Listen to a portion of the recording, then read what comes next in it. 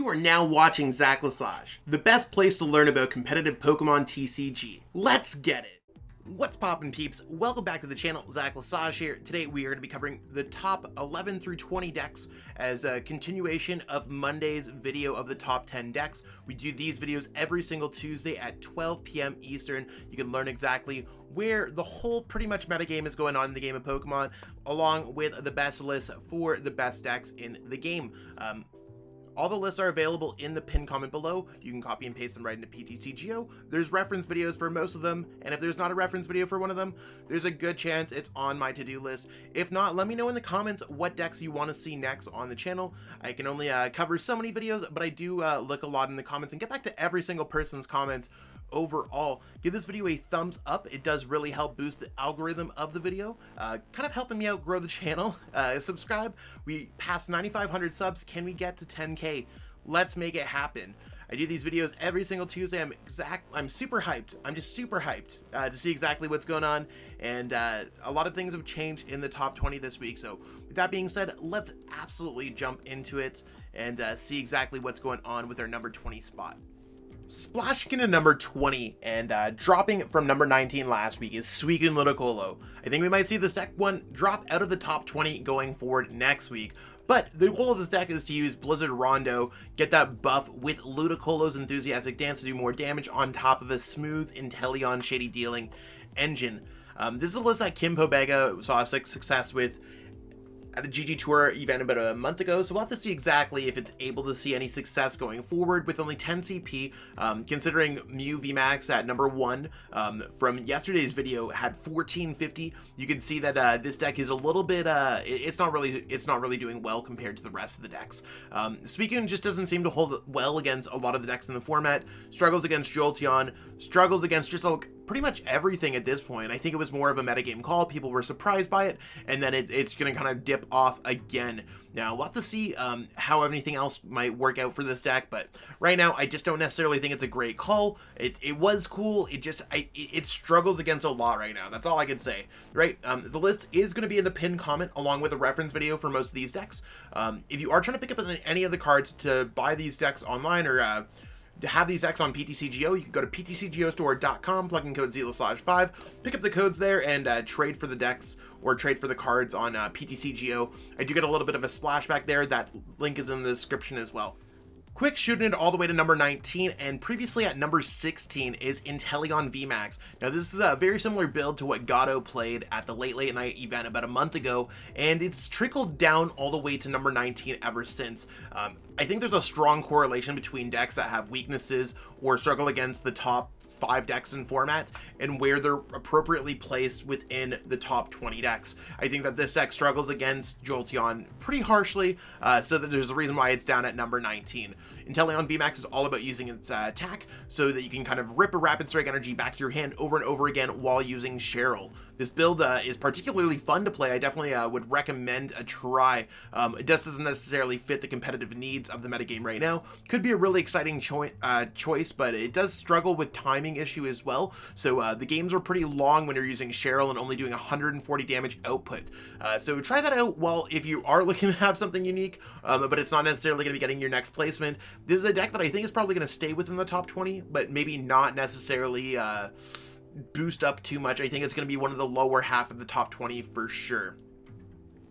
Skewering into the number 18 spot and not available on the list before is Morpeko, with some other single prize card, single strike Pokemon. So we really saw Azul take this deck, see some success this week, and I think a few other players may have played it since. I mean, it might just be based off Azul's placement or one other person's placement, but either way, Morpeko's all about using Explosive Discontent, getting that Houndoom to power it up, and Houndoom could really power up Stonjourner or Seviper, so you have all these different single prize card Pokemon that can attack. Morpeko focuses on getting damage counters on itself. Stonjourner is great against Pokemon that are weak against fighting type Pokemon, and I mean, single prize card Pokemon that are dark type are going to be good against Mew VMAX.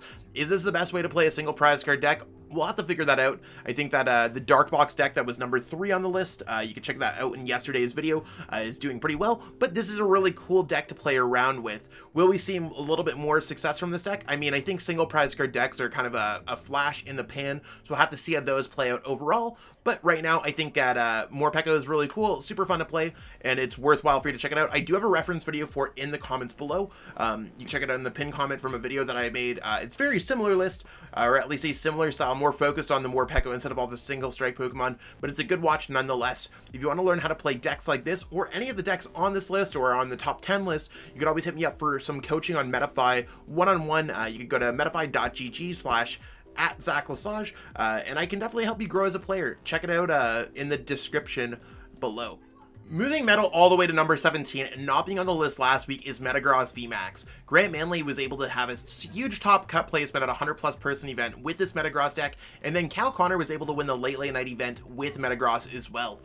That's pretty much all we saw for Metagross. I don't think anyone else really experimented with it. It's all about kind of having some kind of attacking control. You can search for a bunch of healing cards and kind of run your opponent out of resources. This deck doesn't necessarily have the clearest strategy at all, and even when I was playing it, I was like, oh, okay, I understand how it works, but it struggles. I think Stonjourner, that was able to play 6th, is kind of a spiritually better version of this deck, but we'll have to see as it progresses. We might be able to see a few other players picking up Metagross, or maybe Grant can show us how to play this deck a little bit more. It might have just been more of a metagame call for that particular portion of the week. I could totally see this deck completely falling off of our top 20 list going forward.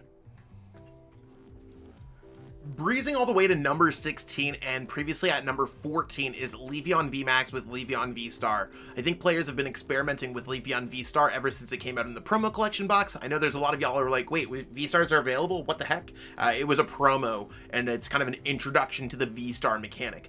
Being able to gust up whatever you want sounds really great, and it does give you outs against decks such as Zamazenta V, or maybe anything that would just like kind of block VMAX Pokemon. VSTAR Pokemon are a way to get around that. And of course, having that gust up boss ability is huge. The other half of this deck focuses on using Grass Knot. For 2 energies, you could kind of increase your opponent's retreat cost with Galar Mine and hit them hard with Grass Knot. I mean, this deck seems okay, although you do struggle against Mew and Jolteon, and I do think Gengar as well, so there's a reason why this deck is in the lower half. I think its players experiment with Leafeon. There's a chance that this deck fades out, and we might see a Leafeon Rillaboom deck, or I even was playtesting with Leafeon Mew VMAX, but we'll have to see exactly how it all works out. I think Leafeon's an alright deck, just an unfortunate case where the metagame cannot handle it appropriately right now.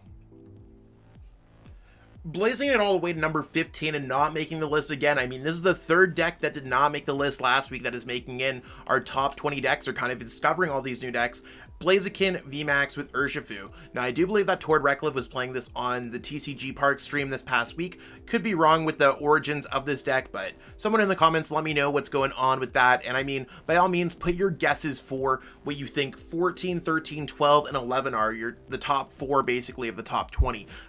We'll get into that in a second. I think this deck is just about using Gmax Rapid Flow, getting your energies back with Blaziken VMAX's attack, and kind of having this like healing, kind of slow, kind of pressure deck. I think you could easily checkmate your opponent and see some success there, but I do often think that this deck might just struggle to more of a competitive deck like Mew VMAX or anything else like that. Not enough is really noted about this deck, if that makes sense. Like, it's still relatively unknown. We have seen Rapid Strike Urshifu decks like this, but I do want to say if Tord does do anything with a deck, it's probably best to consider it not a meme and give it a try. So if you haven't tried this deck, I do think it is the deck that like comes from the origin of Tord, so we'll have to double check how that happened, but I'd give this deck a try, something that I need to test myself. Swerving all the way to number 14 and jumping all the way up from number 20 is Eternatus VMAX.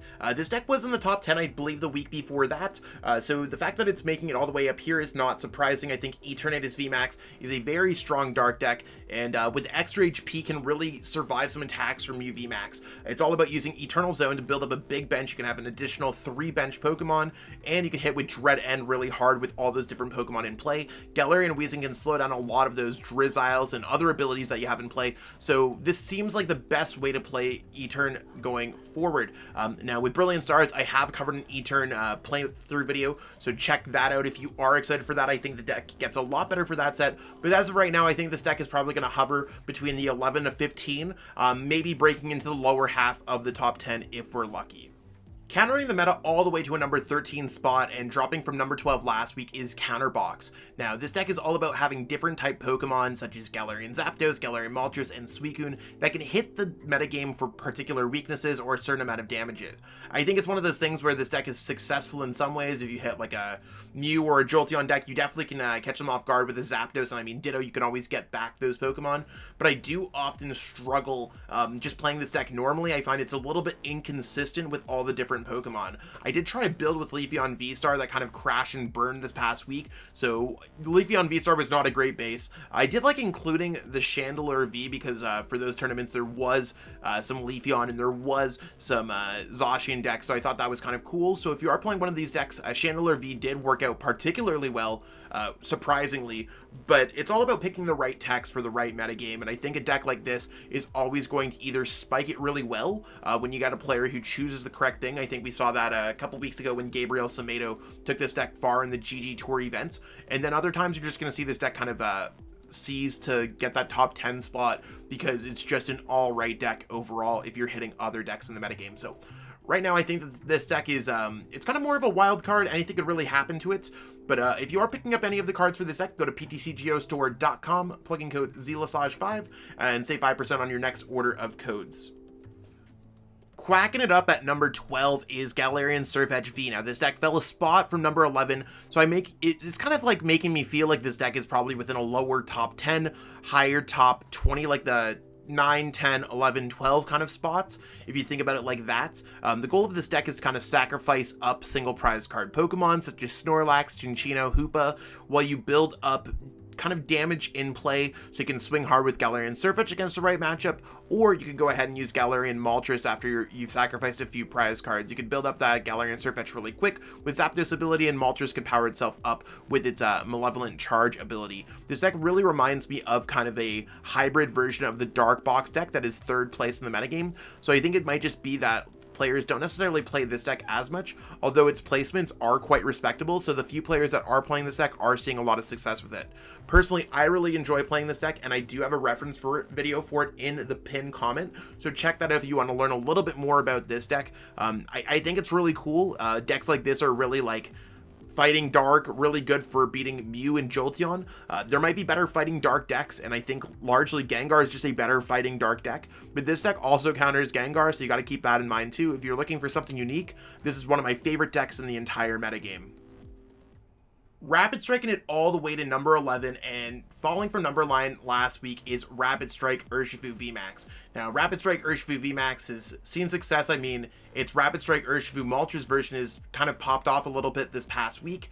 I think that this build is the more successful one for like not playing Moltres, and I do think that this one will be eventually more successful. It's just lack of people playing it, and I mean, this deck does struggle against a lot of the metagame. I think we've seen a lot of decks kind of fall off in the past week and kind of open up all these different spots in the metagame, but we'll have to see how it all plays out. I think Rapid Strike Urshifu does have strong matchups against Jolteon and Gengar. They're really losing to Mew and other decks really hurts. With Dark Box seeing a little bit more success, and that deck is weak to Rapid Strike Urshifu. You could kind of use G-Max Rapid Flow and take multiple prize cards against a mostly single prize card deck.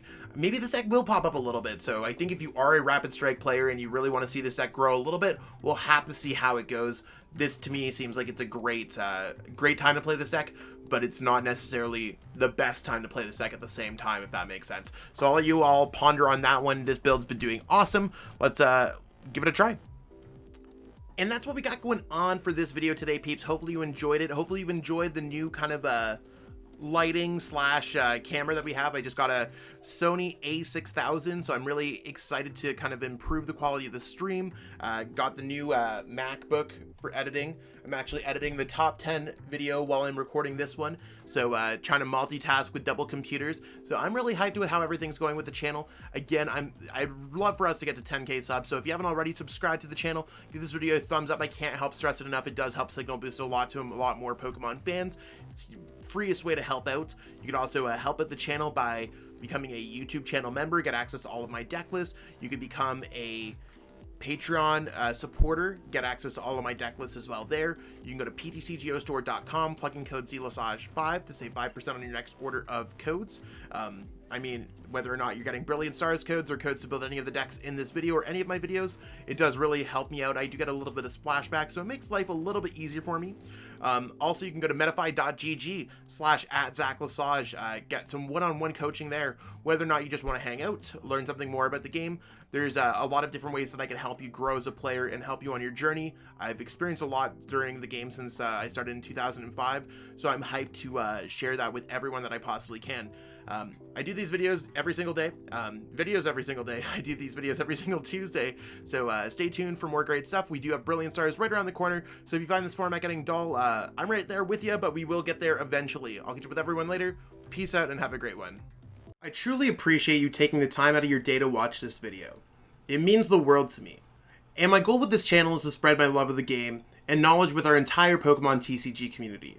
If you haven't already, help signal boost this video to other Pokemon TCG fans by liking it, sharing it with your friends, and subscribing to the channel. Hopefully we reach our goals really soon.